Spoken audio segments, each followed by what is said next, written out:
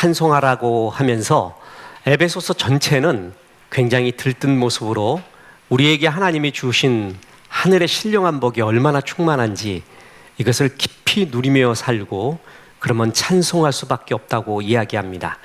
우리는 어떤 여건 때문에 기뻐합니다.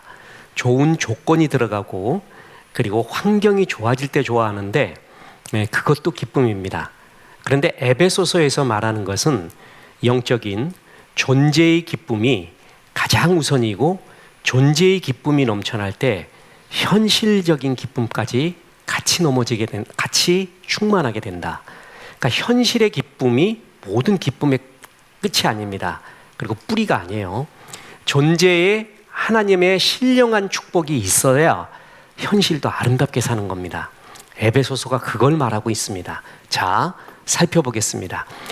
하늘에 속한 신령한 복을 우리에게 주기를 원한다고 했는데 이 신령한 축복은 하나님과의 관계 속에서만 누릴 수가 있는 겁니다. 그래서 하나님을 떠난 축복은 있을 수가 없죠. 우리가 blessing이라고 말합니다. 그죠? 이게 뜻이 뭐죠?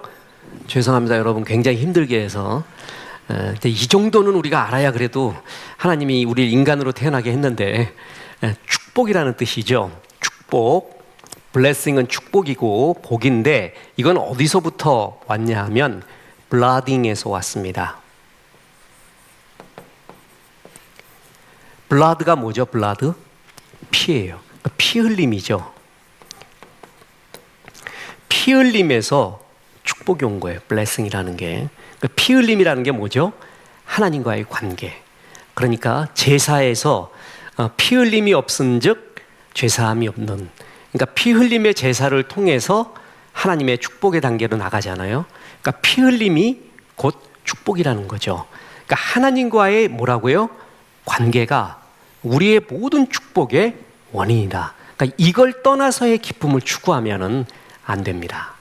자, 엊그제 우리 집사람하고 이야기하는데 목사님 또 지을 책 많지만 하나를 더 쓰래요.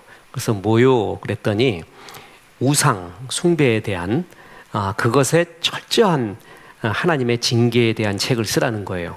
이번 주일날 그 러시아의 라스푸틴과 명성황후 민비를 이렇게 성정을 흐리게 했던 진령군 무당 박창렬에 대해 이야기를 했잖아요. 근데 그들이 그러니까 러시아가 그렇게 넘어가는 공산혁명이 일어나기까지 그 혼란기에서 왜 그렇게 혼돈스러워지고 또한 명성황후도 그렇게 혼돈스러워졌냐 하면 그 점괘가 맞았기 때문에 그래요. 그러니까 악한 영에 들려서 무당 박수를 하는 사람들은 어느 정도 점괘가 맞습니다. 그래야 넘어오거든요. 안 그럼 넘어오질 않아요. 그런데 신명기 말씀에 의하면 뭐라고요? 그들이 기적과 이사를 보이고 너에 대한 예언이 맞을지라도 따르지 마라. 그 구절이 정말 결정적인 구절이에요. 우리는 맞기 때문에 따라가고 그게 뭐가 있는 것 같이 따라가거든요. 처음에 맞는 것처럼 보여요. 근데 점점 갈수록 나를 완전히 파멸로 이끌어가는 것이 그런 거예요. 처음에 미끼 던지는 거, 그 예언이 맞고 점술이 맞는 거에 넘어가면 안 돼요. 그 점술에 넘어가서 하나님보다 그들을 따라간다라는 것은 무슨 의미죠? 하나님이 주는 축복보다 이들이 주는 현실적 축복이 더 좋다는 거예요. 그건 복이 아니라는 거예요. 성경이 말하는 게.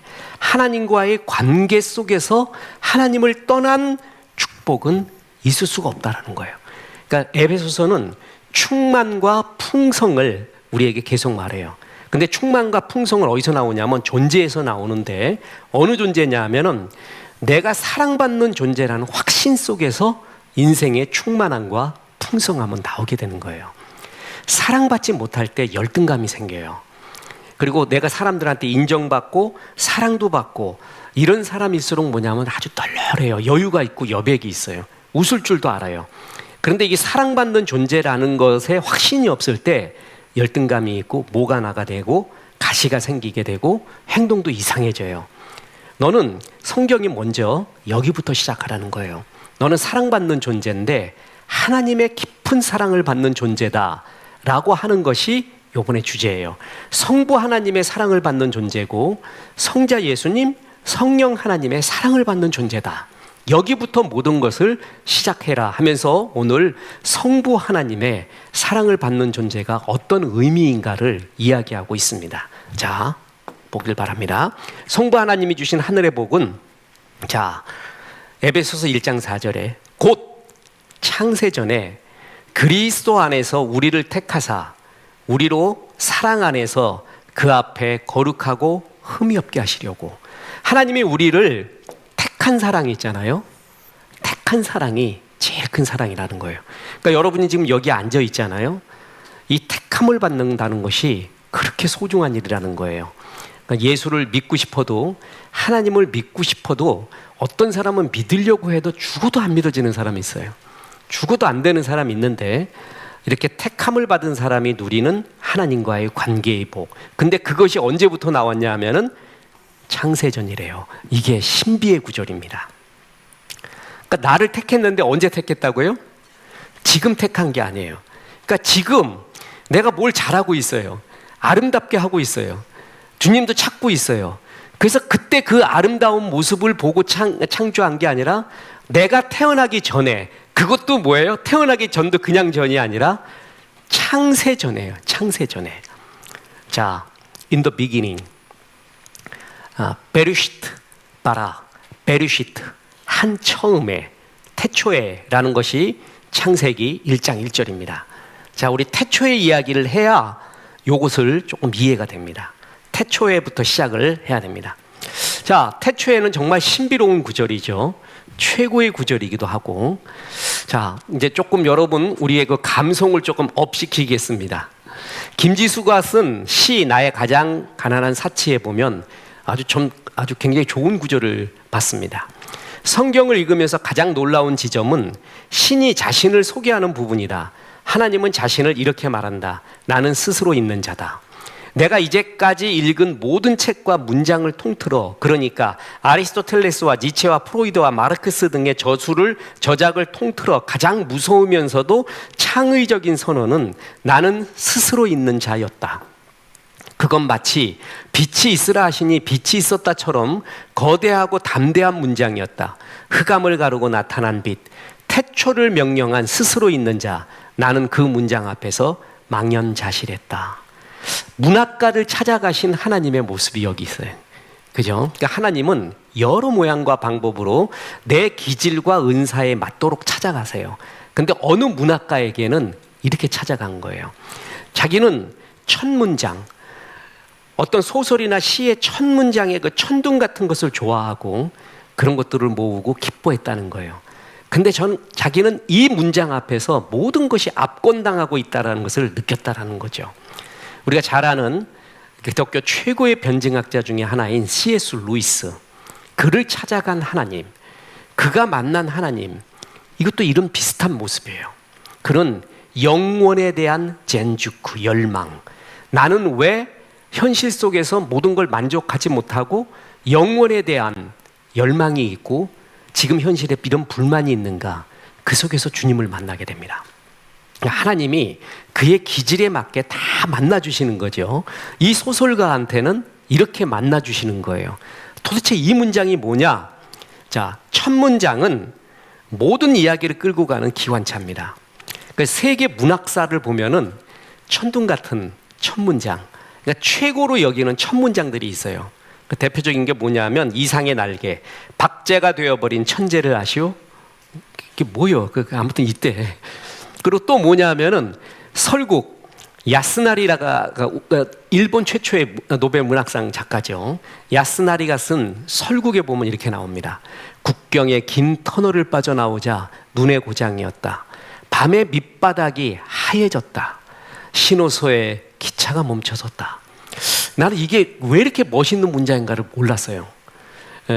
그래서 설국도 한 2번 읽어봤는데 나이 들어 읽는 맛이 또 있죠. 그때마다 해석이 달라져요.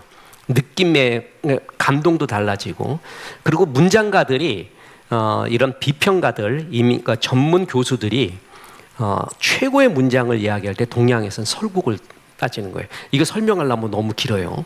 그런데 아마 그 아주 눈이 가득 내린 이 있잖아요. 그 벌판, 시베리아 벌판 같은 일본의 홋카이도 같은 그런 데를 가는데 터널 속에 쭉 가고 있었어요. 그런데 터널이 밤인 것 같았잖아요. 밤이잖아요. 그런데 도착한 것도 밤이에요. 그럼 밤은 깜깜해야 되잖아요. 그런데 그 밤의 밑바닥이 하얘졌다. 눈이 내린 거예요. 그러니까 온 세상이 지금도 밤이고 어둠이고, 나도 지금 터널을 갔는데, 터널의 밤속에 갔는데 터널을 지나서 광야가 나오자 밑바닥이 하얀 거를 본 거예요. 하얀 거를. 그러면서 이제 설국의 시작이죠. 이게 이 야스나리, 이 사람 문학가 이름 나중에 또 자기 혼자 죽습니다. 참 뭐 때문에 그런지는 잘 모르겠어요. 이런 문장, 해밍웨이의 바다와 노인에 보면, 그는 멕시코 만류에서 조그만 돛담배로 혼자 고기잡이를 하는 노인이었다. 여든 날 하고도 나흘이 지나도록 고기 한 마리 낚지 못했다. 그 카프카의 변신 아주 유명하죠. 그레고르 잠자는 어느 날 아침 거북한 꿈에서 깨어나면서 자신이 침대에서 괴물 같은 벌레로 바뀐 것을 발견하게 됐다. 그러니까 이거부터 딱 하면 숨이 막혀요. 그 다음부터 쭉 끌고 나가는 거예요. 드라마를 봐도요, 첫 편에서 숨이 막히게 만들어 버려요. 그러고 난 다음에 끌고 가야 돼요. 안 그러면은 루즈해지는 거예요. 그래서 첫 문장이 그만큼 중요하거든요. 그러니까 왜 이 이야기를 하는가? 그런데 그 어떤 문장도 창세기 1장 1절에 비할 수가 없습니다. 창세기 1장 1절에 태초에 하나님이 천지를 창조했다. 그러니까 이것은 우리 인류가 만들어낸 모든 문장, 첫 문장보다 압권하는 문장 중에 하나가 바로 이거예요. 태초에 하나님이 천지를 창조하셨다. 천둥 같은 첫 문장이 아니라 천둥까지 만든 첫 문장입니다. 이 첫 말씀 이후에 인류와 모든 만물의 역사가 시작이 됩니다. 그래서 저는 인류 최고의 첫 문장이 뭐냐 그러면 창세기 1장 1절. 그래서 여기에 나오는 단어가 뭐예요? 뭐라고요? 태초에 그랬어요. 그런데 들어보세요. 태초에, 베르시트, 한 처음에 하나님이 천지를 창조했어요. 근데 나를 창조하고 나를 택한 게 어느 때냐 하면은, 잘 들어보세요. 창세 전에예요. 그러니까 태초, 지금 제가 태초가 얼마나 위대한가를 얘기했잖아요. 태초가 얼마나 중요한가. 우리의 어떤 의식 밖의 이야기예요. 그 태초 전에, 그러니까 나를 택했는데 창세 전에. 제가 지난번에 이거 헬라어로 썼더니 나도 읽기 어렵고 여러분도 너무 중압감을 느껴서 일단 헬라어는 전부 한글로 이렇게 했습니다. 뭐라 그러냐면, 창세 전에 프로카테볼레스 코스무, 프로, 요거는 뭐뭐 전에예요. 전에. 그 다음에 카타볼레스는 기초예요. 기초. 시작이라는 뜻이에요. 시작, 기초. 그 다음에 코스무, 우주죠. 우주. 코스모스 할 때 우주. 그러니까 우주가 시작되기 전에, 그 뜻이에요. 이게 창세 전에. 그러니까 태초에 천지를, 우리를 창조했어요, 하나님이. 그런데 그 태초 전에 나를 택했대요. 이건 우리의 의식 밖이에요. 그러니까 태초에 하나님이 천지를 창조했는데 그 태초 전에 하나님이 나를 사랑하고 나를 선택하시고 하나님의 은혜 가운데 불렀다는 거예요. 그러니까 이런 것은 사실 우리의 지혜로 알 수가 없습니다. 이건 성령의 은혜로 알아야 돼요. 찬송을 하고 기도할 때 하나님이 날 택하시되, 들어보세요. 태초의 첫 문장을 압권하는 그 태초보다 전에 나를 택했다. 이것은 우연이 아니다. 창세전부터 계획하신 하나님의 뜻 가운데 내가 태어났다. 지금 예수 믿는 것이. 그러니까 인간적으로 보지 말라는 거예요. 하나님이 나를 예수 믿게 하고 여기 앉아 있는 것은 태초 전부터, 창세 전부터 계획하신 하나님의 섭리 가운데 있으니 너는 우연히 던져진 어떤 존재가 아니라는 것입니다. 자, 들어보세요. 창세 전이라는 시간대는, 들어보세요. 우리가 아무것도 행하기 전이죠. 태어나서 나는 인간의 죄다 아니다를 이놈이 죄성이 있다, 죄인이다, 그래서 나쁜 짓 했다, 아니다를 언제쯤 가른다고 생각하세요? 언제쯤? 1살, 2살, 3살? 유튜브 보면은 뭐 3살짜리인가 애가 형아를 때렸어요. 그러니까 엄마가 벌을 줘요. 그러니까 저 구석에 가서 이렇게 서 있어요. 그러다가 이제 너 반성했니? 그러고 형아 보고 사랑해라. 그러니까 또 가서 쪼르르 사랑해요. 그래요. 그때부터 죄인인가 애가, 만약에 죄가 있으면? 아니면 조금 더 큰 놈이 죄인가? 아무튼 어떤 순간부터 이제 우리도 죄에 대한 생각을 하고 그 죄 때문에 괴로워하고 그 죄성이 가득한 존재가 있는 것이 있어요. 그죠? 그 이후에 그래도 저놈은 깨끗해. 저놈은 죄가 있는 것 같아도 깨끗하게 살고 멋지게 살아. 그래서 하나님이 택했어요. 그게 아니라는 거예요. 자, 내가 선을 행하거나 혹은 뭐라고요? 악을 행하기 뭐라고요? 전이죠. 그러니까 어떤 조건도 세워지기 전, 그때 택했다. 그것은 한마디로 뭐예요? 하나님의 은혜라는 것입니다. 그러니까 내 공로나 자격 때문이 아니라 하나님의 기쁘신 뜻과 뭐 때문에? 사랑 때문에다. 그러니까 이게 내가 자격 조건이 아무것도 없을 때 택했다라는 것이 이렇게 좋을 수가 없습니다. 저는 어디 가서든 이제 집회하기 전에, 세미나 하기 전에 기도를 하잖아요. 그러면 꼭 기도하는 게 그거예요. 만세전부터, 창세전부터 우리를 택하사 이 자리에 있게 하신 하나님, 이렇게 얘기해요. 그럼 숙연해져요. 경건해져요. 그러니까 우리의 지금 이 세미나의 장소가 우연이 아니라 만세전부터 예배하신 하나님의 자리다. 그것처럼 숙연해질 때가 없습니다. 그죠? 이런 자세로 삶을 바라볼 때 얼마나 삶 자체가 경외스럽고 섭리 있다는 것을 알고 그 다음에 위험 있게 느껴지겠습니까? 하나님이 우리를 창세전부터 했다. 그리고 누가 택했다? 하나님이 택했다라는 거예요. 자, 보세요. 로마서 3장 10절 11절에 기록된 바 의인은 없나니 하나도 없으며, 자, 뭐라고요? 깨닫는 자도 없고 하나님을 찾는 자도 없고. 사실 아무도 진지하게 하나님을 구하지 않았습니다. 구도한다고 하지만 하나님이 우리의 마음속에 그런 마음을 주시지 않으면 아무도 진지하게 하나님을 구도하고 영혼을 바라볼 수가 없는 거예요. 자, 보세요. 이런 우리 인간이었어요. 그래서 만약에 내가 하나님을 선택했다고 하면은 그 선택은 늘 불안하고 불안정합니다. 그러니까 내 것을 근거로 하잖아요. 내가 하나님 믿었다라고 하면 그때 그 믿음이 맞아요? 그때 내가 감정으로 그런 게 아닌가? 내가 방언도 받은 것 같은데 그거 너 중국 영화 많이 봐서 그런 거냐? 아니면 이렇게 의심이 생겨요. 그러니까 내가 하나님을 잡았다고 치면은요, 내가 만들어냈던 믿음은 항상 의심해요. 저는 그래서 서양 철학가 중에 굉장히 좋아하는 게 데카르트입니다. 데카르트가 거기서부터 모든 것을 의심을 했어요. 그러니까 내가 알고 있고 맞다라고 생각하는 모든 것을 의심해요. 이거 맞아? 1 더하기 1이 맞아? 2 아닐 수도 있는데 내가 이거 본 게 맞아? 내가 그때는 이게 이쁘게 보였는데 지금도 아름답게 안 보이네 오늘은. 그럼 뭐야, 똑같은 걸 봤는데 왜 내가 그래?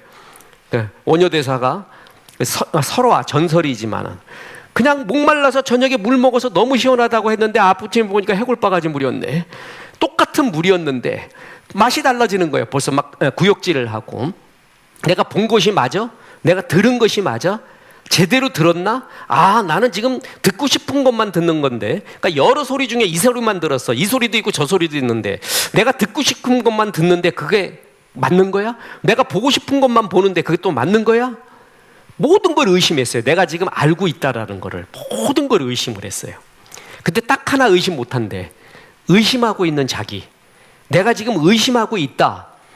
내가 생각하고 있다. 그런 것은 부인할 수 없다는 거예요. 그래서 코지토 레르고썸, 나는 의심한다, 생각한다, 고로 존재한다. 거기서 좋은 게 뭐냐면 이 사람은 의심해서 진짜를 찾으려고 했다는 거죠. 진짜를 찾아보려고 했다는 거. 저는 TV쇼 중에 제일 좋았던 게 100만 불 쇼입니다. SBS에서 했습니다. 그래서 그것도 이제 전에 우리 SBS PD님 보고 교회 다녔던 그 자료 좀 달라 그러니까 너무 오래돼서 못 하는데 요즘 인터넷이 좋아서 그게 다 나와요. 뭐냐면 그 사람이 유리 겔라라고 아세요? 유리 겔라. 그러니까 유리 겔라 그 사기꾼이었죠. 그냥 우리나라까지 와갖고 뭐 숟가락 구부리고 뭐 어쩌고 뭐 시계야 멈춰라 뭐 가라 뭐 어쩌고 이래가지고 막 우리나라 공영방송에서까지 난리 부렸었던 그 유리 겔라, 그거 사기꾼인 거를 발견해내는 사람이에요. 이 사람이. 그래갖고 숟가락도 전부 휘어진 거, 요거 갖고 와갖고 이렇게 하면은 이제 휘게끔 만드는 거, 사기였다는 거지 한마디로. 그래갖고 고소까지 걸어서 이겼습니다. 유리겔라는 이제 쇼맨이었지, 마술가였지, 기적을 일으키는 사람이 아니라는 것이 이제 그 사람이 증명했어요. 근데 이 사람이 뭘 했냐면은 내 눈앞에서 기적을 행하면은 캐시 100만 불을 주겠다 그랬어요. 캐시 100만 불. 내 눈앞에서. 그래서 우리나라 도전가들이 6명인가가 도전을 했습니다. 전부 거짓말이었습니다. 그래서 그 프로가 폐지가 됐습니다. 다시는 안 나타나갖고. 그래갖고 뭐 투시를 하는 사람이 있대. 이렇게 투시. 그래갖고 뭐 글자도 보고 다 봤대. 그래서 이제 이 사람이 눈 가리고 나왔어요. 그랬더니 이제 진행하던 레리 뭔데? 레리 존슨인가? 레리 뭐라고 하는데 랜디 무슨 쇼였어요. 자기가 갖고 온 그거를 줘요. 그 눈 가리개. 네가 갖고 온 거 하지 말고 이걸로 써라. 진짜 안 보이는 거. 요건 싹 보이는 거 갖고 온 거예요. 그것도 또 어떤 사람이 나와가지고 여기다가 다리미도 붙이고 동전도 붙이고 막 붙여요. 이게 자기 몸이 자석이래요. 근데 알고 보니 피지였어요. 그 몸에 피지. 그래갖고 몸 깨끗하게 닦고 이렇게 딱 했더니 다 떨어져요. 그래갖고 또 자기는 또 전기를 흐른데 어떤 사람이 그래갖고 형광등 있잖아요. 그거 만지면 전기가 들어오고 막 그래요. 그래갖고 막 자석도 눈으로 한번 막 돌리고 그래요. 그냥 보니까 그 나침반도 돌고 그래요. 자석 숨기고 온 거였어요. 그러니까 이 사람은 그런 거 거짓말하는 거 찾아내는데 도사였어요. 그래서 말했어요. 내 눈앞에서 진짜를 말하면은 진짜 기적을 일으키면 100만 불 가져가라. 캐시 딱 갖다 놓고 시작을 했어요. 난 그거 볼 때 아주 통쾌했습니다. 진짜를 알고 싶은 거. 진짜를 알고 싶은 거예요. 내가 택하잖아요. 그러면 진짜 같지가 않아요. 내가 얼마나 미숙하고 얼마나 주관에 빠져있고 혼돈스러운가 내가 나를 알잖아요. 근데 내가 하나님을 택했다 그러면 그 믿음은 맨날 흔들려요. 내가 기도하고 찬송하고 뭐해서 뭘 했다, 그래서 잡았다라고 이야기하면 그것은 조변석계로 변화요. 내 구원이 내가 한 기도와 내가 체험한 것을 근거로 한다면 맨날 흔들리게 돼 있어요. 그래서 천지는 없어지겠으나 없어지지 않는 하나님의 말씀이 중요한 거예요. 이 본질을 그토록 보고 싶어 했던 것이 그게 바로 인문학입니다. 인문학이 본질을 보고 싶은 거예요. 왜냐하면 하나님이 우리 인생들한테 영원을 사모하는 마음을 주셨거든요. 그래서 영원, 진짜의 본질을 보고 싶은 마음이 인간 모두에게 있어요. 그래서 하나님을 떠난 상태로 본질을 보려고 쿠없이 해도 못 보는 거예요. 그러니까 인간이 진리와 본질을 발견하려고 최고로 노력하는 최고봉이 뭐냐 하면은 인문학입니다. 그런데 발견하지 못합니다. 오늘도 발견하지 못합니다. 그래서 신음하고 있습니다. 그런데 창세전부터 택한 나는 그 하나님이 믿어지고 있다는 거죠. 그 사랑 안에 있다는 거죠. 인문학자들이, 철학가들이, 문학가들이 그토록 신과 절대자를 찾으려고 방황하면서도 못 찾고 있는데 내가 믿고 있다는 거예요. 그게 무슨 의미냐는 거죠. 자, 보세요. 어네스트 해밍웨이의 킬로만자로의 눈.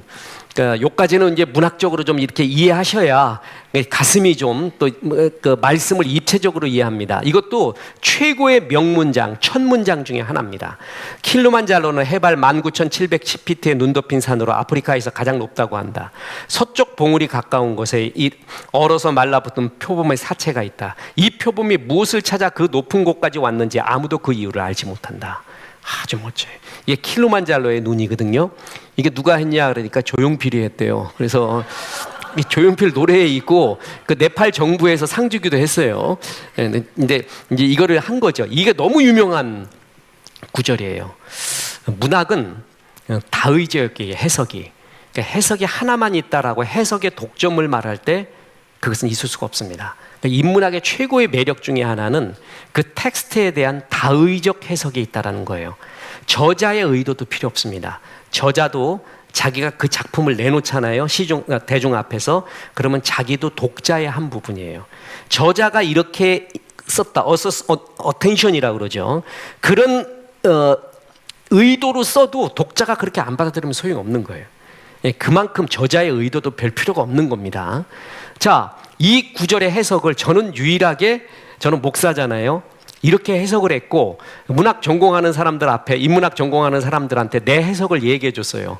그랬더니 맞다고 막 그러면서, 그래서 예수 믿으라니까 그거는 안 믿는데요. 그 해석은 맞는데, 이 표범이 왜 거기서 킬리만자로 꼭대기에서 죽었는지 모릅니다. 그런데 원래 사바나 평원에서 그냥 노루나 사슴 잡아먹고 있어야 되는데 이놈은 좀 별날랐어요. 그래서 킬리만자로까지 올라갔습니다. 그런데 킬리만자로의 산에 올라간 이유는 그 산이 목적이 아니라 그 위에 있는 별과 달까지 가기 위해서였어요. 별과 달까지 가기 위해서 그 별과 달이 제일 가깝다고 여기는 킬리만자로, 제일 높은 산까지 올라간 거예요. 그런데 거기까지였습니다. 별과 달까지는 가지 못했습니다. 다른 표본들은 사바나 평원에서 그냥 임팔라나 잡아먹고 흑맥돼지나 잡아먹고 그러고 있었는데 이 표본은 달랐어요. 달과 별까지 가고 싶었어요. 그래서 킬리만자로까지 갔는데 더 올라가지는 못하고 거기서 얼어 죽은 거예요. 자, 영혼에 대한 마음이 있는 사람이 있어요. 그래서 진짜가 뭔가를 보기를 원해요. 자, 우리가 글라스에 컵이 있는데 그 컵에 물이 담겨 있는데 스트로크, 빨대가 들어가 있죠. 휘어 보이잖아요. 근데 휘어진 것을 보고 있지만 진짜를 보고 싶어 하려면 물에서 빼내면 되잖아요. 그 진짜를 원질, 본질, 아르케라고 합니다. 인문학자들은 그걸 보고 싶어 해요. 원질이 뭔가. 그래서 그는 올라가고 싶어요. 지금 우리가 사람도 돈으로 보고 물도 돈으로 보고 산도 돈으로 봐요. 산은 산이고 강은 강이고 물은 물이고 사람은 사람인데 전부 돈으로 보잖아요. 휘어지게 보고 있어요. 진짜를 보고 싶어요. 사람을. 강을 보고 싶고 진짜 산을 보고 싶어요. 그게 인문학이 추구하는 본질 에로의 추구입니다. 그래서 여기까지 올라갔어요. 그런데 뭐라고요? 보지를 못합니다. 그까지는 못 갑니다.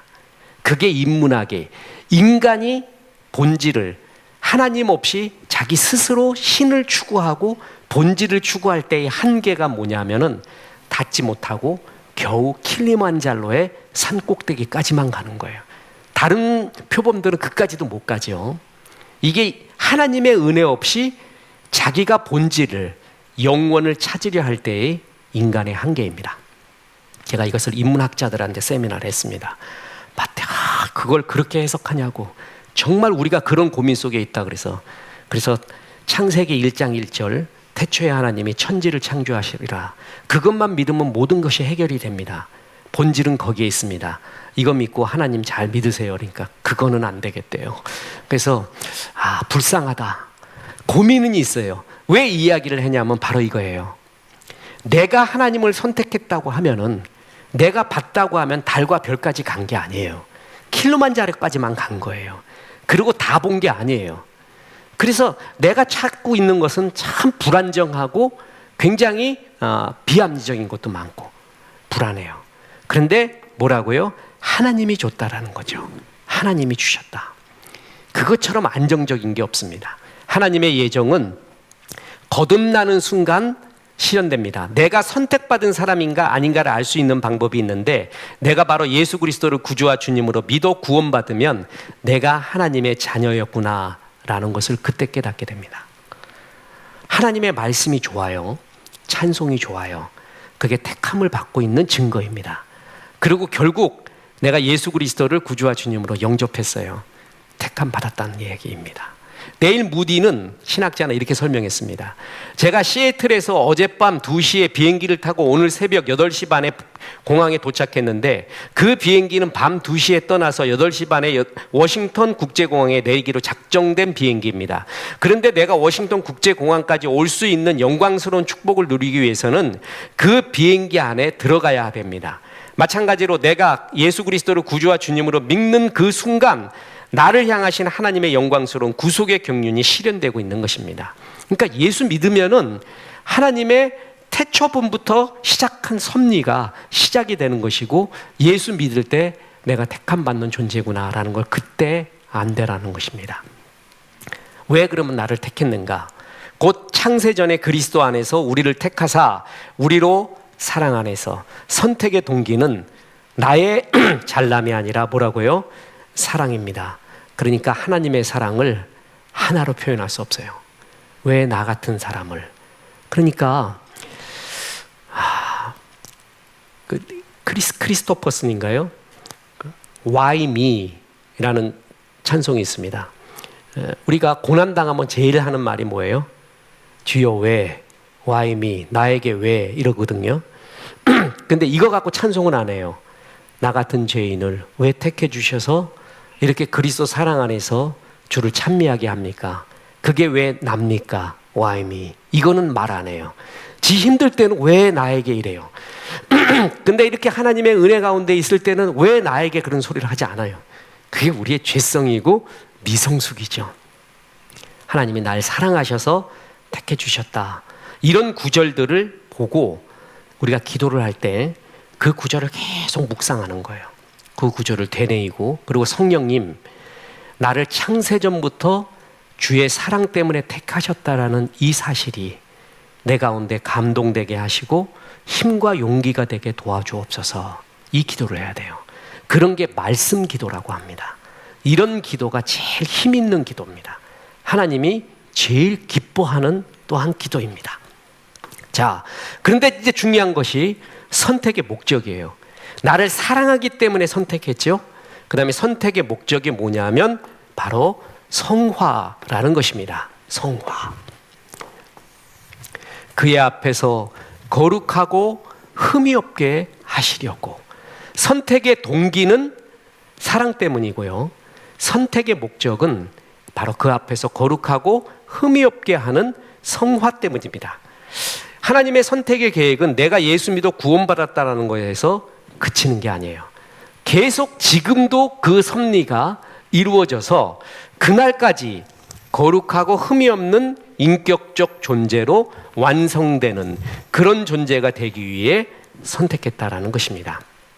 하나님이 나의 죄성 많은 내가 하나님 예수 그리스도의 성품을 닮아가서 지금 이제는 의인이, 신분적으로는 의인이 되었거든요. 그런데 의인답지 못한 나의 많은 성품들이 있습니다. 그걸 벗어버리고 이제 하나님의 성품으로 닮아가는 과정, 이거를 위해서, 이 목적을 위해서 나를 택했다라는 것입니다. 이게 바로 성화애로의 초대라고 이야기합니다. 그래서 하나님의 선택의 경륜은 지금도 이루어지고 있습니다. 그럼 언제 완성될까요? 내가 주님 앞에 서는 그날입니다. 이것을 가리켜 영화라고 말합니다.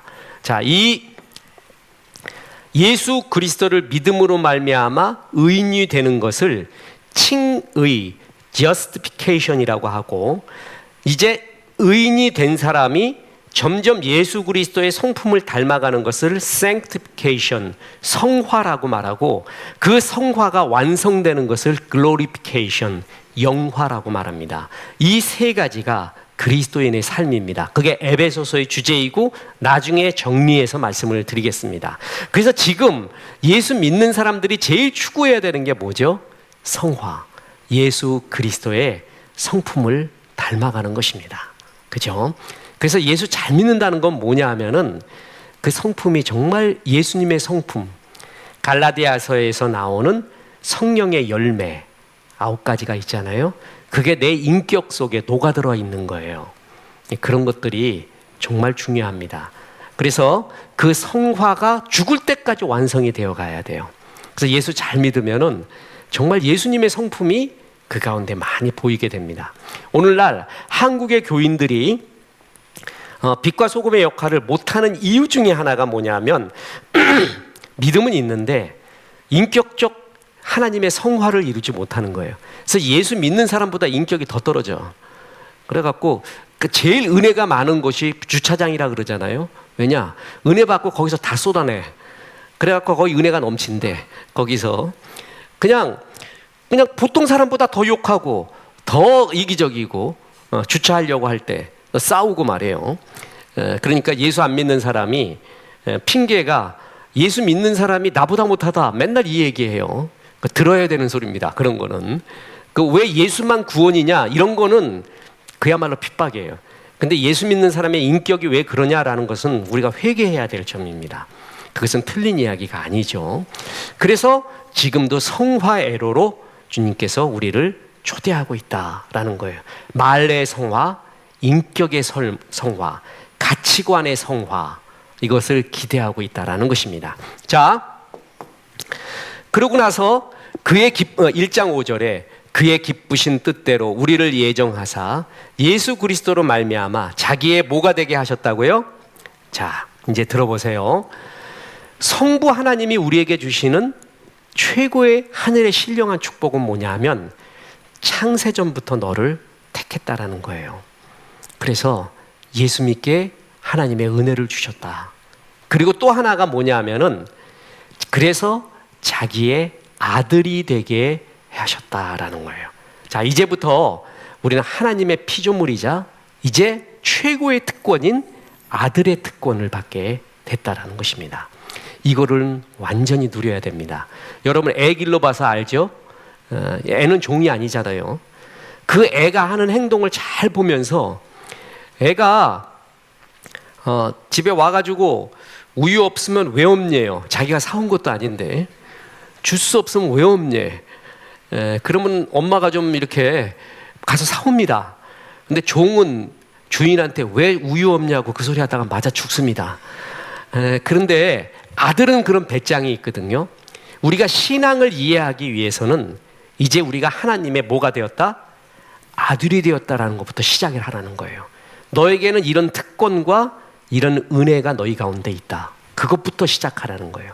그의 기쁘신 뜻대로 우리가 아들이 되었는데, 자, 너희는 로마서 8장 15절에 보면 너희는 다시는 무서워하는 종의 영을 받지 않고 양자의 영 받았으므로 우리가 아빠, 아버지라고 하나님을 뭐라고요? 부르고 있다라는 거예요. 신앙의 기초는 여기에 있습니다. 이게 성부 하나님이 우리에게 주신 최고의 복 중에 하나입니다. 탕자 이야기에서 아버지라는 말이 11번 나옵니다.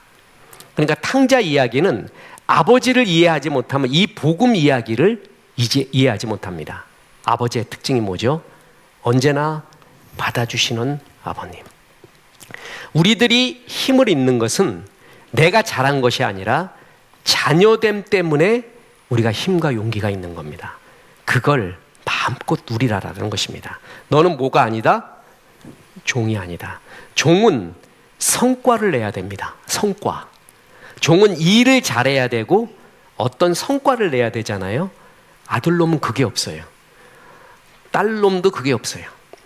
그냥 성과가 아니라 자녀됨 때문에 사랑받고 부모에게 많은 은혜를 입는 거지 무엇을 잘해서가 아닙니다.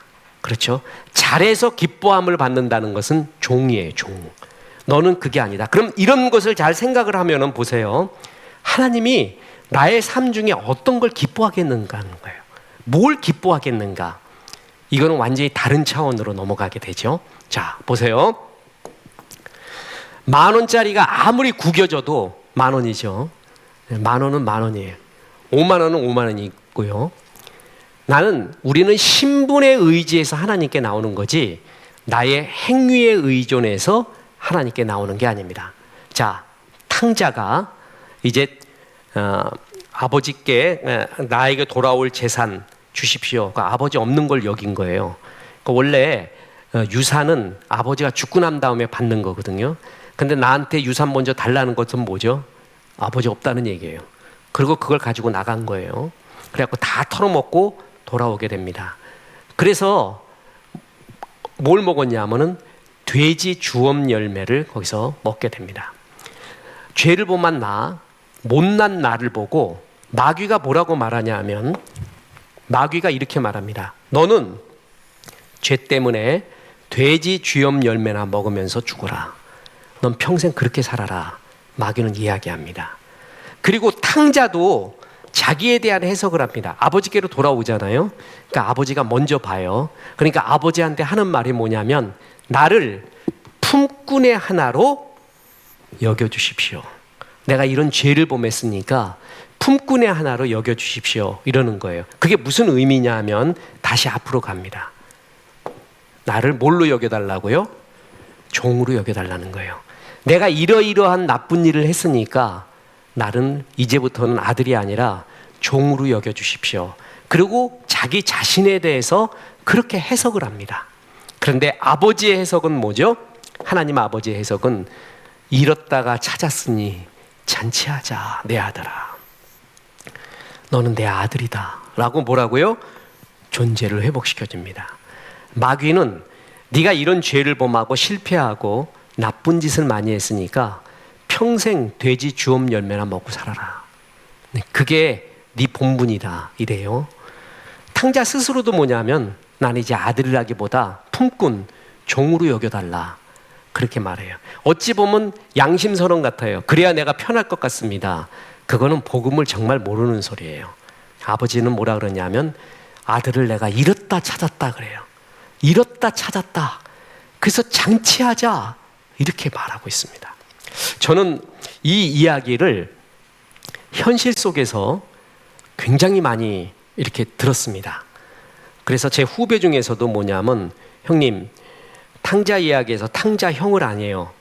그래서 알지 그랬더니, 탕자 형은 자기 동생이 돌아온 거 보고 되게 싫어하고 그걸 보고 잔치 벌이는 아버지 어머니한테 화를 낸 거를 아니에요. 그래서 야, 내가 목사인데 그거 모르냐? 너무 잘 알지.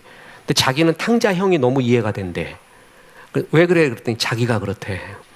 뭐냐면 자기 동생이 허랑방탕하고 돌아왔는데 자기 미워 죽겠대요. 정말 미워 죽겠대. 그놈이 걷어먹은 거 하며 어머니 아버지 속색인 거 하며 미워 죽겠다고 하는데, 어머니 아버지는 다 그거 생각 않고 받아주고 있더래. 자기는 탕자 형이 맞대. 이런 이야기를 2번이나 들었습니다. 다른 사람들을 통해서. 자, 정말 나쁘죠. 우리가 인간적으로 보면 다 걷어먹고 온 이놈이 무슨 자격이 있다고 아버지가, 우리 이러지 않겠어요? 그 돈 어디 다 날렸냐? 그 돈 중에 얼마 남았냐? 이런 소리 하나도 안 물어요. 왜 떠나갔니 그때? 그런 걸 아무것도 안 해요. 여러분 대중가요에 그런 거 있잖아요. 묻지 않았지 왜 나를 떠나섰냐고, 하지만 마음 너무 아팠네. 그 노래가 거기서 나온 것 같아요. 내가 보면은 아무것도 묻지 않아요. 그 돈 어떻게 했느냐, 왜 그런 짓을 했느냐, 그것도 묻지 않아요. 그냥 아버지는 뭐라 그래요? 잃어버린 내 아들을 다시 왔다. 그게 하나님의 사랑이라는 거죠. 그게 아들됨의 축복이에요. 천부여 의지 없어서 손들고 옵니다. 그래도 품어주시는 아버지. 그게 아들됨의 특징. 근데 우리는 신앙을 아들됨이 아니라 종됨, 종처럼 생각해요. 그래서 이렇게 좋은 일 할 때 하나님이 기뻐하고 나쁜 일 했을 때는 하나님 받아주지 않는구나. 천부여 의지 없어서 손들고 가지 말고 돼지 주엄 열매만 먹고 있자. 그러고 있어요. 아니라는 거죠. 신앙의 핵심은 하나님의 은혜로 창세전부터 너를 하나님이 택하시고 은혜 주시고 네가 지금 뭐 되어 있다? 아들 되어 있다는 거예요. 아들. 아들의 특권을 누리고 그 속에서 신앙생활 하라는 거예요. 성공하고 실패했고 죄를 지었고 의롭고의 시각으로 보지 않고 아들됨으로 아버지가 바라보고 있습니다. 은혜의 논리였지 정의의 논리가 아니었다라는 것입니다.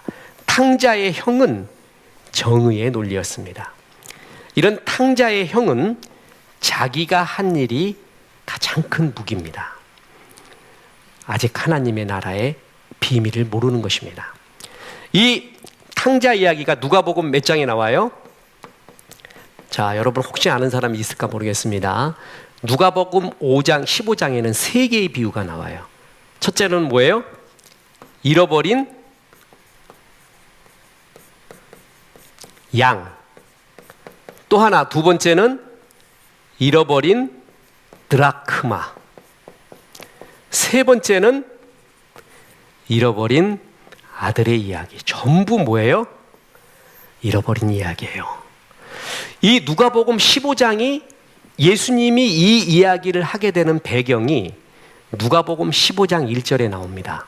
뭐라고 나오냐 하면은 바리새인과 서기관들이 와서 죄인들하고 놀지 말고 우리하고 놉시다. 그래서 명색이 메시아라고 하는 사람이 저런 죄인들 허물 많은 사람하고 놀아야겠습니까? 우리하고 놉시다. 이렇게 말하는 거예요. 그때 예수님이 하신 말씀이 이 세 가지 비유예요. 이 세 가지 비유에 지금 우리하고 놉시다라고 말하는 바리새인들이 들어가 있습니다. 그 하이라이트가 탕자의 이야기의 탕자의 형입니다. 탕자의 형이 그 예수님이 이 비유를 말하게끔 한 바리새인과 서기관의 상징이에요. 그러니까 나는 아버지께 어긴 적이 없다. 잘못한 것이 없다.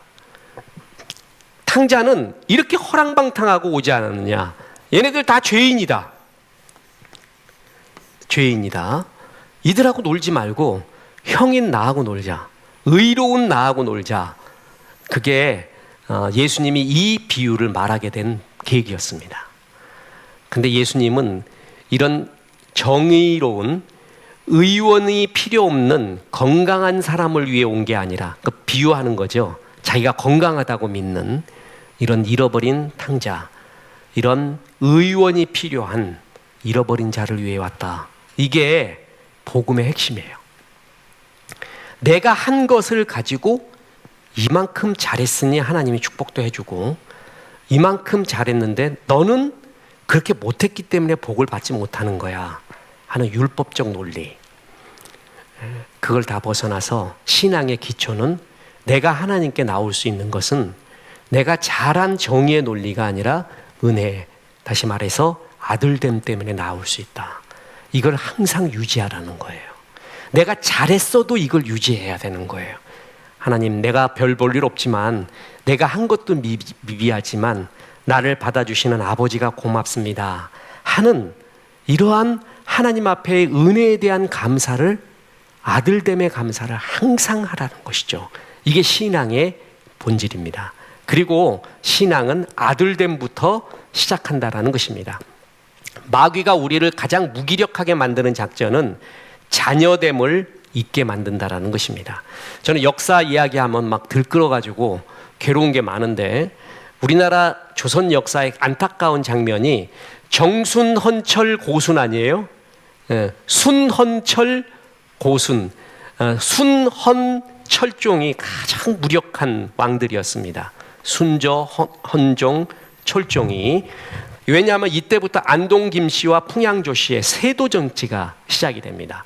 이 시기에 서구에서는 뭐가 일어났는 줄 아세요? 산업혁명이 일어나서 또한 이어져서 제국주의 시대가 일어나게 된 것입니다. 산업혁명이 일어나서 기계가 물건 찍어내잖아요. 너무 많이 찍어내. 이거 누군가가 팔아야 돼. 이거 팔아야 되는데 이미 이놈들 다 샀어. 그러니까 딴 나라 가서 팔아야 되고 딴 나라 가서 팔아야 되잖아요. 그게 제국주의의 시작이 된 거예요. 그래가지고 산업혁명이 일어나고 제국주의 일어나고 대항해 시대 일어나고 난리부리스를 하는 그 시기에 우리는 세도가들이 왕을 꼼짝 못하게 하면서 이렇게 세도 정치를 피고 있는 시대였습니다. 그 중에 제일 불쌍한 게 25대 철종이에요. 강화도령이라고 하죠. 그 드라마도 나오고 막 소설도 나오고 그러잖아요. 이 사람이 헌정이 죽자 헌정의 5천 숙부벌인 철종을 왕으로 삼는, 왕가의 종법에 어긋나는 일을 합니다. 그런데도 철종을 세운 이유가 뭐냐면은 이 강화도령이거든, 이것이. 그러니까 이거 어디가 짱 박혀가지고 공부도 않고 그냥 그러고 있는 이런 사람을 세우면은 자기의 뜻대로 마음대로 주무를 수가 있었던 거예요. 그래서 풍양조 씨, 안동 김씨 두 세도가들이 글을 세우게 됩니다. 졸지의 왕이 된 철종에게 그들은 왕으로서의 특권과 책임 등을 법도들을 가르치지 않습니다. 신부는 왕위로되 옛날처럼 강화도령으로 그냥 살라는 것입니다. 이게 바로 마귀가 우리를 올가매는 방법 중에 하나입니다. 너 신부는 하나님의 자녀인데 강화도령 옛날 모습으로 살라. 하나님이 왕으로서의 특권, 왕으로서의 해야 될 일, 왕으로서의 책임, 이런 것들을 싹 잊어버리게 해요. 그리고 뭐냐면 옛날 신부는 왕이 돼서 그걸로 족하고 그 기쁨, 왕이 된 기쁨과 특권 이런 거 다 없애버리고 그냥 옛날처럼 살라. 이게 우리를 제일 무기력하게 만드는 방법입니다. 하나님은 그렇지 않죠. 가르쳐 주시죠. 그러면서 요한일서 5장 4절에 보면 무릇 하나님께로부터 난 자마다 세상을 이기느니라. 세상을 이기는 승리는 이것이니 우리의 뭐라고요? 이때 이 믿음, 요한 1서에서 이 구절에서 말하는 것은 잘 들어보세요. 뭐부터 말하고 있어요?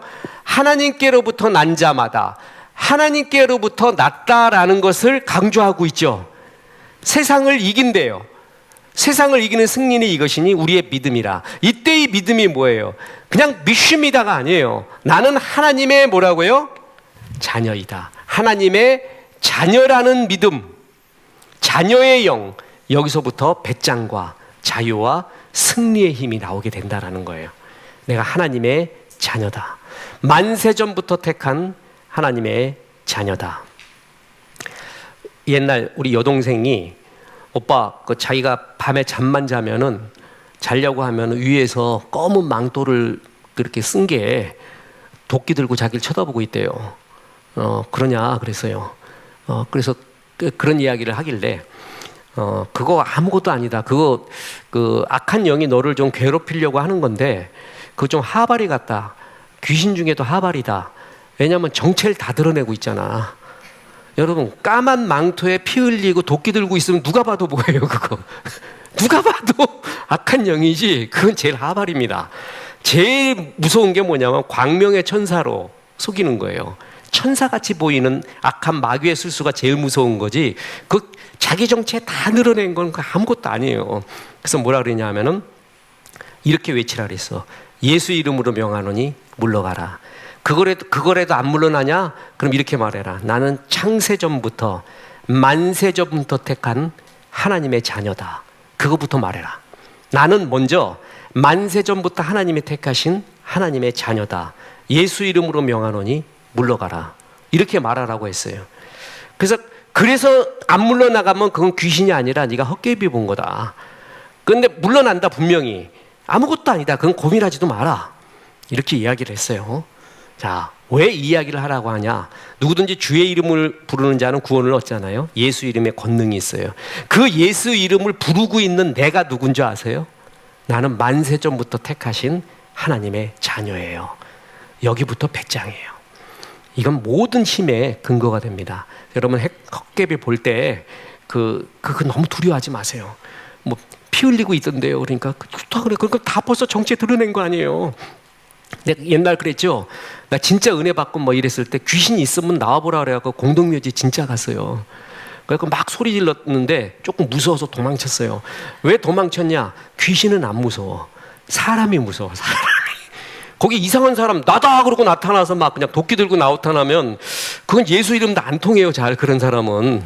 그래서 그 사람이 무서워서 도망간 거지 이런 것은 의미 없습니다. 여러분 생명의 성령의 법이 죄와 사망의 법에서 널 해방했다 그랬어요. 그럼 이건 누려야 돼요. 예수 이름 부르고 나는 만세전부터 택하신 하나님의 자녀다. 이 믿음이 세상을 이기는 힘이다라는 거예요. 자, 들어보세요. 선물을 애들한테 사줍니다. 그러면서 이렇게 말하죠. 이제부터 청소도 잘하고 공부도 잘하고. 그러죠. 그러면서 선물 사주잖아요. 그냥 사주는 부모 거의 없어요. 뭔가 한가 조건을 들어요. 그럼 애는 알겠대요. 그래서 그걸 알겠다고 해서 그대로 하는 놈이 있어요? 없어. 그게 자녀야. 그대로 하는 놈은 종이에요. 그게 종. 그러니까 이놈이 이 선물 사주면 잘하겠다 그러는데 안 하더라. 그게 정상이에요. 정상. 정상인 아들과 딸이기 때문에 안 하는 거고 종은 해요. 종은. 이거 줌으로써 뭘 하겠다라는. 이 아들은 딸은 배짱이에요. 그럼 뭐 자녀의 영이 임하잖아요. 그러면 선물 사줘도 내가 뭘 해야겠다 이런 마음도 없어. 그런데 지나가는 사람한테 007 가방에 든 현금 주면서 이게 이 사람한테 너 주겠다고 그래요. 그럼 딱 열어보니까 어마어마한 돈이 들어가 있어요. 그러면 나하고 관련 없는 사람이 그걸 받으면 어떻게 돼요? 나는 이만큼 일을 하거나 이건 안 말해도 목숨값 같다 하고 엄청 두려워하게 됩니다. 자녀한테 007 가방에다가 돈 들어놓고 이러면은 이놈은 그냥 그날로 어디 가서 뭐 다 사먹어. 좋대요. 괴로움이 없어요. 근데 종한테 주면은 종은 무서워요. 이게 뭐냐면 이거 앞으로 이거 갖고 내 죽을 수도 있고 내 목숨값일 수도 있고. 자녀는 배짱이에요. 하나님이 마음껏 주셔도 되고 이런 배짱으로 살 수 있는 힘이 하나님의 자녀에서 나오는 자녀됨의 힘이라는 거죠. 그것이 너희에게 이제 이미 뭐라고요? 임했다라는 것이에요. 만세전부터 택하신 하나님, 하나님의 아들이 되게 하신 것. 그래서 아버지는 사랑을 확신하는 아이는 놀이터 가서 꽃을 보면서 몰입이 가능합니다. 그러니까 애들이 놀이터 가서도 마음껏 놀죠. 근데 애들의 특징이 뭐예요? 엄마 한번 쳐다보고 또 놀고 엄마 한번 쳐다보고 엄마 있나 없나 보고 하잖아요. 엄마가 있으면은 마음껏 놀아요. 근데 엄마가 없으면 어떻게 돼요? 이제 이것도 재미없어져요. 뭔가 불안해요. 그죠? 자녀됨의 확신. 사랑의 확신이 없을 때 아내가 한약을 들고 와요. 그래갖고 이거 먹으라 그래요. 불안해요. 그래갖고 조사를 해요. 생명보험을 들었는가 이거부터 해가지고 사랑의 확신이 없으면 어떻게 되는 거예요? 모든 것이 불안한 거예요. 재미도 없는 거예요. 대기업 어떤 총수가 목사님 앞에서 어린애같이 울면서 자긴 정말 외롭대. 하는 말이 나는 가족도 못 믿는데요. 왜 그러냐니까 자기 곁에 있는 사람은 100% 돈 때문에 있는 사람이래. 이 돈을 긁어먹으려고 있는 사람들이지 날 사랑하거나 좋아하는 것은 가족도 없다는 거예요. 목사님 너무 외롭다는 거예요. 그러면서 어린애같이 울어요. 이거 행복하지 않다고. 완전히 전도서로 간 거죠. 사람이 정말 이런 사랑, 아버지와 어머니의 사랑, 이 사랑의 존재의 확신 속에서 가장 행복한 것입니다. 많은 것을 주어도 이런 존재의 행복이 없으면 우리 불행하다는 거 너무나 잘 알잖아요. 막 머리 굴려요. 서로 싸워요. 그럴 때의 그 불행함. 그죠? 자, 그러면서 아버지가 뭐라 그러냐면 마태복음 7장 11절에 너희가 악한 자라도 좋은 것으로 자식에게 줄 줄 알거든. 자, 뭘 준다고요? 좋은 것으로 자식에게 줄 줄 알거든. 하물며 하늘에 계신 너희 아버지께서 구하는 자에게 좋은 것으로 주시지 않겠느냐. 이게 자녀와 아버지의 관계에서 나오는 말이잖아요. 아버지들을 한번 봐봐라. 자녀가 뭐 달라 그러면은 준다. 좋은 걸 준다. 그런데 3살짜리 애가 맥가이버 칼을 달라 그러면 아버지가 안 줍니다. 그건 걔한테 필요도 없고 주면은 손비고 난리가 납니다. 그죠? 제가 군대에서 노도부대 거기서 이렇게 있는데 어떤 애 하나가 그날 예배를 완전히 망쳐버렸어요. 그래서 이놈이 완전히 진짜 웃긴 놈인데 개구장이고 엄마가 물총을 사줬는데 이 물총에 이놈이 먹물을 넣고 왔어요. 그것도 자동 물총 아세요? 이렇게 하면 되는 게 아니라 막 이렇게 했다가 이렇게 대기만 하면 쭉 나가는 거예요. 그 너무 신기했는지 저는 예배 드리는데 펌프질을 계속 하고 있더라고. 뭔가 사건 나겠구나 했더니 그거 갖고 앞에부터 다 쏘고 다녀요. 난리가 났죠 그날. 엄마 아주 사색이 돼가지고 그때는 그거 뺏어야죠. 그죠? 애는 좋다고 하는데 그때는 뺏어줘야 돼요. 나는 이것이 꼭 지금 필요하다고 생각을 하는데 하나님 보시기에 안 좋은 게 있습니다. 나는 정말 필요하다고 생각했는데 하나님이 노하는 경우가 있어요. 그때 안 주는 게 좋은 것이죠. 하나님 아버지는 진짜 아들까지 주셨기 때문에 좋은 걸 주기를 원합니다. 그래서 기도할 때 이렇게 기도하는 게 성경적입니다. 하나님, 이게 내가 필요합니다. 주실 줄로 믿습니다. 기도해요. 믿습니다. 기도해. 근데 주님, 정말 하나님 믿는 것은 나에게 좋은 것을 주시기 원하는 하나님을 믿습니다. 내가 생각한 최상은 이것인데 더 좋은 것으로 주실 줄로 믿습니다. 더 좋은 것, 내 생각 밖에 있는 것, 그리고 뜻밖에 있는 것이지만 하나님은 최고로 주기를 원해요. 그죠? 그게 성경적입니다. 이게 지금 너한테 필요 없고 그거 하나 갖고 가지 마라. 나한텐 더 좋은 것을 주려고 준비하고 있다. 이것을 말씀의 근거에 크게 믿어야 됩니다. 그게 굉장히 중요한 거지. 내가 기도한 요 내용 요렇게 될 줄로 믿습니다. 그것은 하나님을 제한하는 겁니다. 하나님을 제한하고 하나님이 이렇게 안 해주면 하나님도 아니야. 이게 들어가 있는 거예요. 내가 한 걸 근거로 하나님이 이렇게 했으니까 이 정도는 내놔야지 하는 것을 하나님을 팔비틀고 있는 거예요. 기도하는 순간 하나님이 최상의 것으로 주실 줄로 믿습니다. 내 아버지이기 때문에 이걸 크게 믿는 것입니다. 이게 믿음이라는 것이죠. 이게 자녀와 아버지와의 관계라는 것입니다. 자, 그러면서 너희는 평생에 하나님이 바라는 것은 만세 전부터 너를 택했다. 아들이 되게 했다. 그 아버지의 풍성한 아버지의 기쁨, 그 풍성함 가운데 거해서 찬송하며 살기를 원한다라는 것입니다. 아버지는 우리가 하나님 앞에 계속 기도하잖아요. 뭘 달라고 하는 거 싫어하지 않습니다. 아버지의 기쁨은 애한테 주는 거에 있어요. 애한테 받아오는 기쁨은 그건 보스의 기쁨이야, 보스. 깡패들이나 보스들이 똘마니들이 가가지고 뭐 수금해 오는 거, 그거 받는 기쁨이 있죠. 근데 아버지는 그게 그럴 필요가 없습니다. 아버지는 자녀에게 필요한 것을 주는 기쁨이에요. 그러니까 기도하고 달라는 것은 하나님이 굉장히 기뻐해요. 그런데 그 달라는 것이 정말 하나님 달라고 할 때 최고의 것, 나한테 가장 맞는 좋은 것으로 주신다라는 것이죠. 이걸 크게 믿고 있는 가운데 우리 아버지 최고지 하는 찬송을 부르게 하기 위해서 우리를 불렀다라는 것입니다.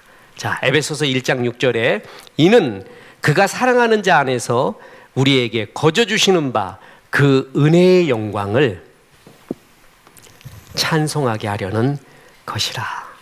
그러니까 하나님의 우리를 향한 신령한 복은 이 세 가지입니다. 뭐냐면 만세전부터, 창세전부터 나를 택하서 사랑해 주신 것, 그래서 하나님의 뭐가 되게 한 것? 아들이 되게 해주신 것, 자녀가 되게 해주신 것, 그래서 그것을, 그 은혜를 마음껏 찬송하게 한 것, 이게 하나님이 우리에게 아버지가 주시는 하늘의 복이라는 겁니다. 이사야 43장 21절에 이 백성은 내가 나를 위하여 지었나니 나를 찬송하게 하려 합니다. 이게 뭐라고요? 창조의 목적입니다. 그리고 택함의 목적입니다. 모든 것은 인생에는 결이라는 것이 있다 그랬죠. 결대로 살아야 돼요. 결대로 놓고 쳐야, 정을 놓아야 조각도 확 깨지게 돼 있습니다. 제가 이야기했더니 나무도 결이 있고 사람의 피부도 결이 있는데 요리사가 그럽니다. 고기에도 결이 있대. 반대결로 썰지 말래. 모든 인생의 결, 고수는 결을 보는 거거든요. 킹핀이 뭐냐? 지금 여기서 제일 중요한 핵심이 뭐냐? 나는 뭐 때문에 막혀 있는가?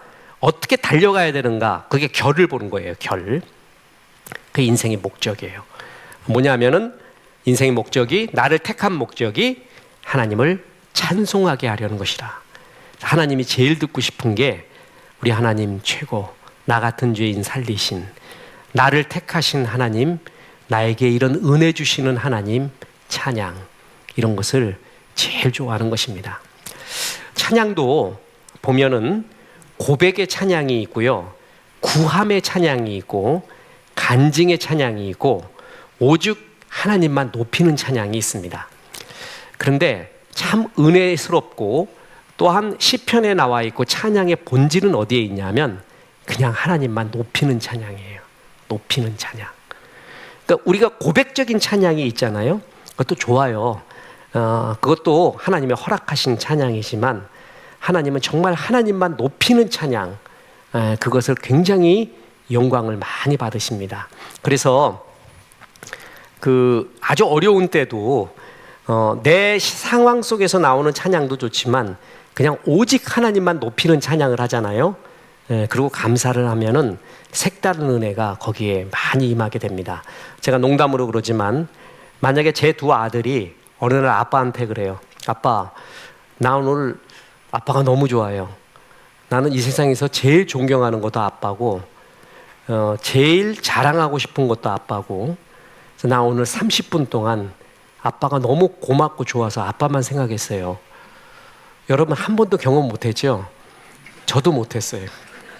근데 만약에 그런 놈이 있다면은 딸이 엄마 오늘은 또 뭐 갖고 있어? 요건 내 우리 집에도 필요한데 내가 갖고 가야지. 엄마 고마워. 이런 딸만 있으면 그 도둑년이라 그러죠. 근데 그 딸이 어느 날 엄마한테 난 암만 생각해도 우리 엄마가 너무 좋아. 생각만 하면 눈물이 나. 이것도 좋고 이것도 좋고 내가 엄마 딸이라는 게 이 세상에서 제일 행복해. 나의 최고의 축복이 있다면 내가 엄마 딸이라는 거야. 엄마, 내가 오늘 30분 동안 1시간 동안 엄마만 생각했어. 그리고 엄마 위해서 노래도 불렀어. 그런 딸 없잖아요, 그죠? 그러니까 우리 다 없으니까 괜찮아요. 누가 하나는 있는데 만약에 그런다면 얼마나 이쁠까요? 그런다면은 미치도록 걔가 이쁠 거예요, 그죠? 정말 미치도록. 근데 이놈의 곰팡이 같은 짓은 맨날 해요. 가서 맨날 축구하면 유리창 깨는 건 일이고 어떨 때는 애 주워 패고 오고 엄마한테만 맨날 와. 근데 그게 진심이야. 엄마에 대한 마음이, 아빠에 대한 마음이. 그러면 아무 사고도 안 치지만 엄마 아빠에 대한 고백은 없고 사고는 안 치고 얘는 엄마 아빠를 살아갈 놈이야. 그놈보다도 사고는 치지만 엄마 아빠 최고다 그러고 우리 엄마 아빠 하는 놈이 우리 부모의 입장에서는 얼마나 사랑스러울까요? 그죠? 다 주고 싶어요, 얘한테는. 우리가 만든 이유는 이 백성은 내가 나를 위하여 지었나니 나를 찬송하게 하려 함이라. 이렇게 하나님 최고라고 말하는 사람이 하나님이 그렇게 좋아하는 거예요. 우리 하나님 최고지. 이 찬송을 위해 택했고 사랑했고 아들 되게 했고. 근데 찬송은 안 하고 매 일생 내내 일생 내내 이게 부족하대. 그냥 맨날 이것도 부족하고 이것도 부족하고 이것도 부족하고. 자식 놈은 맞는데 정말 미쳐버릴 것 같아, 그런 놈만 보면. 그러니까 한두 번이지. 그것도 듣기 좋은 꽃노래도 3번 들으면 괴롭다고 그러는데 맨날 이거 부족하다 그러고 맨날 문제다 그런 건 맨날 그거 얘기만 들어봐요. 얼마나 사람 힘든가. 찬송은 얼마나 해도 괜찮습니다. 그래서 우리의 뜻, 부르신 뜻이 찬송하게 하려 함이라. 그러면 찬송 부르는 자를 하나님 기뻐하시고 데살로니가전서 5장 18절에 범사에 뭐하라? 감사하라. 이것이 그리스도 예수 안에서 너희를 향하신 뭐라고요? 하나님의 뜻이라 그랬어요. 감사. 하나님이 감사와 찬송 좋아해요. 감사가 뭐냐면 모든 형편이 하나님의 섭리 가운데 있다는 것을 인정하는 거예요. 그러니까 내 문제보다 하나님의 은혜가 더 크다는 거, 그걸 인정하는 게 감사합니다. 이런 고백을 참 좋아했어요. 하나님은 인간과의 교제, 만남의 기쁨을 위해서 우리를 창조했어요. 그래서 교제하고 사랑하기 위해서는 자유라는 것이 필요합니다. 이 자유는 굉장히 위험한 게 나를 택할 수도 있고 안 할 수도 있는 양날의 칼, 최고의 것을 우리에게 주신 게 자유예요. 하나님께서는 그 자유를 갖고 하나님이 나를 사랑하고 찬양하기를 원해요. 그래서 무엇을 이루어서 영광 돌리는 것도 있지만 감사받고 찬양받기를 좋아하시는 하나님, 이게 우리를 향하신 하나님의 마음이라는 것입니다. 그러니까 자식길로 보면 계속 그 생각해 보세요. 자식놈이 나한테 어떻게 했을 때 제일 기쁜가? 어떤 일을 했을 때 제일 기쁜가? 그게 아버지의 마음이라는 거죠. 그리고 이 자식놈이 아버지 어머니를 최고라고 이야기할 때 그때 부모가 느끼는 그 행복, 모든 시름이 다 없어지는 그 행복, 그게 바로 찬송이고 그걸 위해서 나를 만들었다는 거예요. 그러니까 하나님은 나를 창세전부터 만들었다. 그래서 택하시고 나에게 하나님의 아들, 자녀가 되게 하셨다. 그리고 너를 통해 평생 찬송 듣기를 원하시고 그 찬송이 네 입과 심령에서 계속 흘러나오기를 원하는 하나님의 마음, 이것이 우리의 존재예요. 이게 하나님이 우리에게 주신 아버지가 주신 하늘의 신령한 복이라는 것입니다. 저는 아무리 생각해도 내가 믿음을 만들어냈다면 내가 이렇게 믿을 수 있는가? 나는 많은 문학가들과 철학가들을 봅니다. 그들의 괴로움을 봐요. 안 믿어지는 거예요. 하나님에 대해서도 안 믿어지고 자기 생애가 이게 아닌 것도 느껴요. 그러니까 평생 헤매는 거죠. 그냥 그러다가 살아가는 거예요. 나는 왜 믿어질까? 그렇게 하나님 생각하면 좋을까? 그리고 이것이 하나님의 사명이고 이 길로 달려가야 된다라는 그 확신이 어디서 생길까? 내가 하나님을 붙잡았다면은 내 확신과 내 감정은 나날이 변하기 때문에 불안정할 거예요. 하나님이 날 먼저 사랑하셨구나. 날 택해 주셨구나. 그래서 내가 이렇게 굳건히 하나님 앞에 있구나. 그걸 진짜 감사합니다. 그리고 인생에 이것밖에 나중에 남는 게 없습니다. 전부 안개 같습니다. 10년, 20년, 30년 그냥 살같이 금방 지나고 하나님을 믿었던 추억, 하나님을 사랑했던 그 흔적, 그런 것만 남지 나머지는 정말 안개 같습니다. 그 의미 없습니다. 그래서 하나님이 이런 걸 가르쳐주고 싶은 거예요. 너라는 존재가 무엇인가? 이제 성자 예수님이 나라는 존재를 위해 했던 일, 그걸 말합니다. 그리고 성령 하나님이 나라는 존재를 위해 했던 일과 사랑하심을 말해요. 요 세 개가 있는 가운데 그 다음에 하이라이트가 이제 나에 대한 사명, 충만함, 풍성함에 대한 이야기가 또 계속 나오고 있습니다. 이게 에베소서가 이야기하고 있는 커다란 원래이기도 합니다. 자, 하나님이 나를 이처럼 사랑하신 하나님의 은혜가 에베소서 통해서 흘러넘치고 무엇보다 내가 하나님의 자녀라는 기쁨, 자녀라는 프라이드, 그 배짱, 그것이 넘쳐나며 하나님을 아버지라 부르는 특권 속에서 누리는 하나님의 영광을 잘 보시기를 바랍니다. 하나님의 은혜가 충만한 계속되는 에베소 강해가 되기를 주 예수의 이름으로 축원합니다. 오늘 또한 식사를 조연숙 집사님께서 공개해 주셔서 감사합니다. 기도하겠습니다. 하나님, 에베소 강해 하늘의 신령한 복, 성부 하나님이 주신 복에 대해서 보았습니다. 우리를 창세전부터 택해 주셔서 감사하고 믿음 있게 인도해 주셔서 감사하고 우리를 사랑하여 하나님의 자녀가 되게 해서 감사하고 우리의 입의 심령에 하나님을 찬송하게 하여 주셔서 감사합니다. 믿어도 믿지 못하는 사람이 있고 믿고 싶어도 믿지 못하는 사람도 많이 있는데 하나님 우리에게 믿음 주셔서 감사합니다. 하나님 지금 중환자실에서 하나님께 기도하고 있는 그리고 주님 바라보고 있는 박지희 집사님 주께서 하나님의 말할 수 없는 평강과 은혜로 함께 하시고 또한 가족에게 함께하여 주옵소서. 조연숙 집사님 통해서 우리가 만난 점심을 공개받습니다. 영혼이 잘됨과 같이 그 집이 관계된 모든 것들이 잘되고 건강하게 도와주시고 자녀의 길을 열어주시옵시고 진리와 함께 기뻐하는 날이 갈수록 거룩하고 행복한 가정으로 인도하여 주옵소서. 감사하며 예수님의 이름으로 기도합니다. 아멘.